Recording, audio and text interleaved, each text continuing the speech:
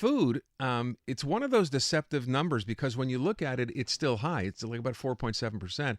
But then you compare it month to month to month, and you notice that food has actually been going down a little. But again, deceptive in that not all food in every category has sort of gone the same way. There's some very interesting disparities here. Dr. Sylvain Charlebois is the food professor. That's what we call him. He is over at Dalhousie University, and he's on the line. Sylvain, can I ask you with respect to the inflation numbers, first of all, the thing that really struck me, and maybe this is not the biggie here, fresh vegetables actually went down, but processed vegetables actually went up. What's that about? Well, so first of all, processed vegetables are usually quite low and not all that volatile. And it was a really calm year in the last 12 months. So basically, you're just seeing some sort of a momentum back. Prices are rising in that category, essentially, in the frozen aisle. As far as fresh goes, very volatile. It goes up and down month to month, so it's always unpredictable. That category is often exposed to macroeconomic variables like the currency, climate change.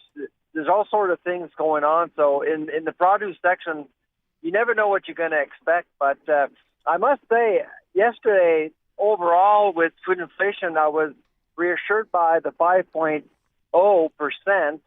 It is down from 5.6. It's the lowest it's been since July 2022. The gap between inflation and food inflation is down to 1.9%, which is the lowest it's been in 2 years. But here's the thing. If you actually look at food categories, everything is up from October to November. And that's a bit of an alarm bell. Except for fish and seafood, everything is up. So it means two things. One, pressure is mounting on several categories. And two, whatever Ottawa is doing to stabilize prices, quote unquote, it's not working. Mm-hmm. Yeah, exactly. So much, I was thinking about how not that long ago you warned us to enjoy the lower prices on beef and pork that we were seeing because those would be going up. And indeed, those are amongst the highest increases, right? I think 5 to 7% in those categories. Yeah, that's right. So I hate to say it, but I told you so. It's kind of too late right now. I've been looking at prices for the holidays. Turkey prices are still okay, but we are expecting prices to go up probably today until Christmas Day, because grocers obviously will be targeting very, very stubborn consumers that are really desperate. So I'm looking at this, what it means in actual dollars for families. So the average family of four will spend $702 more in 2024 on food. And I'm thinking, I mean, we're living through very tumultuous times, right? Like things are unsettled around the world, and there's no. That's not going to stabilize in the foreseeable future. So this is just our new reality, right? What would it take for those numbers to stabilize and come back down even, Sylvain? Well, so it's 702 if you buy a healthy food basket. Here's the thing. In 2003, a lot of people just didn't. They just traded down. Yeah, so people true. were spending less on food despite inflation because of shelter costs. I actually think that 2024 is going to be a better year. We're expecting grocers to become a little bit more aggressive because we're now looking for bargains. We're anything but loyal. And so we'll go to different stores to get the best deal possible.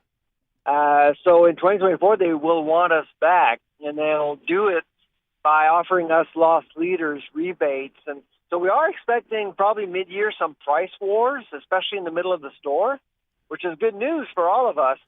But the challenge are shelter costs.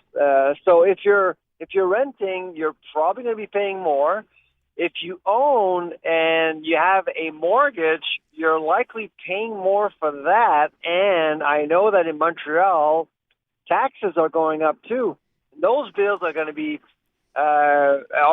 received probably within the next few weeks or so. So that's going to hurt. And people will, again, probably try to trade down as much as possible on food to make sure they keep a roof over their head. Yeah. Or So- more importantly, as you just said, look for those specials when they are there, those lost leaders to drive people into stores, if that's what it's going to take. Well, and I remember us talking about people shopping more and more at Dollarama, so I suppose all this bodes well for them. I can't believe how much more stuff I've been buying at Dollarama. Do you anticipate them expanding their food section and their offerings? Oh my goodness. A lot of people are talking about more competition. Well, guess what? We do have more competition in Canada. It's called Dollarama. A lot of people are buying food at Dollarama. Yeah. I think there was a bit of awakening in 2023. A lot of people thought, well, you go to Dollarama, you buy from China, you buy crappy food. Not exactly. No. A lot of the food is the exact same food you would buy at a large grocery store. It's just Dollarama offers a monopoly to different companies, and so they make sure that product is priced very, very low. I mean, I'll give my example of organic rice crackers at the grocery store. They're $2.99. At Dollarama, it's $1.25. Exactly. Oh, Organic. Rice, exactly. Something doesn't make sense there. I understand, obviously, a store like Dollarama, the chain is big enough that it has pricing power, Sylvain, but so do Metro and so do Loblaws, and if they're carrying the same product, I'm lost here trying to understand how Dollarama could buy it for so much less and obviously afford to sell it for so much less than the big guys who have more purchasing power than they do.